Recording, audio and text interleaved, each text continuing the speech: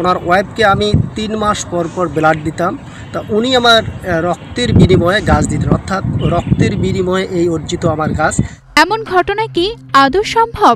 রক্তের বিনিময়ে গাছ? প্রকৃতির প্রতি অগাধ ভালোবাসা না থাকলে এটা সম্ভব হতো না। রাস্তার দুই পাশে সবুজের সমারোহ। এসব গাছ শুধু শোভাবর্ধন করছে না, পরিবেশ রক্ষায়ও রাখছে গুরুত্বপূর্ণ ভূমিকা। এমন দৃশ্য দেখা যায় কুড়িগ্রামের টাপুরচর সরকারি প্রাথমিক বিদ্যালয়ের দুই পাশে। যিনি এই সবুজ বিপ্লবের কারিগর তিনি একজন সাধারণ স্কুল দফতরি আনোয়ার হোসেন।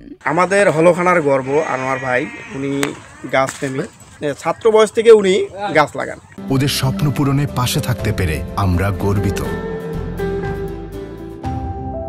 স্কুল ছুটির সময়, এমনকি সরকারি ছুটির দিনেও তিনি ব্যস্ত থাকেন গাছের চারা লাগানো, পরিচর্যা আর নিজের মোটরসাইকেলে চারা বহনে।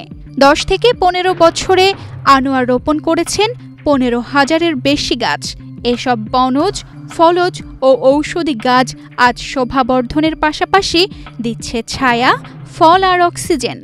14-15 বছর এরকম হবে ওনার যে গাছগুলো উনি লাগাইছে, এখন সেগুলোর আমরা কিন্তু সুফল পাচ্ছি। 16-17 বছর সে নিজ উদ্যোগে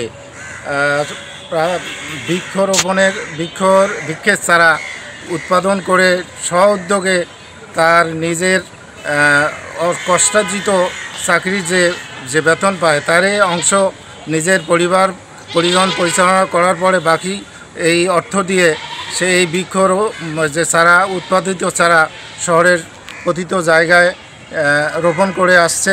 প্রকৃতির প্রতি ভালোবাসা থেকেই আনোয়ার এই কাজ করে। তার স্বপ্ন সবুজে ঢেকে যাক কুড়িগ্রাম। রক্তের বিনিময়ে তিনি গাছ লাগান। আসলে এই কাজ কাউকে দেখার জন্য নয়, বরঞ্চ এটা সদগায়ে জারিয়া, মৃত্যুর পর এর জন্য সুফল পাওয়া যায় এই উদ্দেশ্যে। এবং কুড়িগ্রাম জেলার যে জলবায়ুর যে পরিবর্তন, এবং বিশেষ করে কুড়িগ্রাম জেলায় 16টা নদী প্রবাহমান, সেই জলবায়ু পরিবর্তনের জন্য আমি আমার এই জীবনের শেষ রক্তবিন্দু দিয়ে আমি পরিবেশকে সুস্থ রাখার জন্য আমার এই প্রয়াস। আনোয়ার শুধু গাছ লাগাননি, একটি বার্তাও দিয়েছেন। যদি সরকারি সহায়তা পান আরও বড় কিছু করতে পারবেন। নিজের অর্থায়নে কুড়িগ্রাম সদর উপজেলা, কুড়িগ্রাম জেলা সহ আমার ইউনিয়নের বিভিন্ন গুরুত্বপূর্ণ স্থাপনায় ফলজ এবং বনজ বৃক্ষরোপণ করে চলেছে।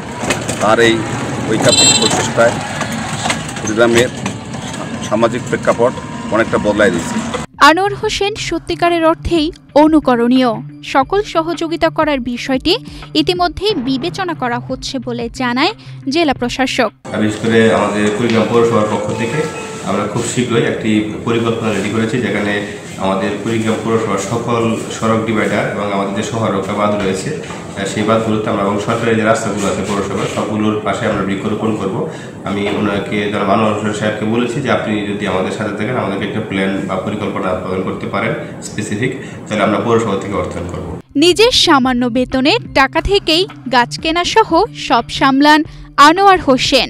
এক মুহূর্তের জন্যও ক্লান্ত হন না তিনি। তার লাগানো আম কাঁঠালের স্বাদ নিচ্ছে গ্রামের সাধারণ মানুষ। এ যেন শুধু গাছ নয়, ভালোবাসার ফলও ফলছে। একজন মানুষ, একটা স্বপ্ন আর হাজারো গাছ। আনোয়ার হোসেন আমাদের মনে করিয়ে দেয়, সবুজ বাঁচলে আমরাও বাঁচব।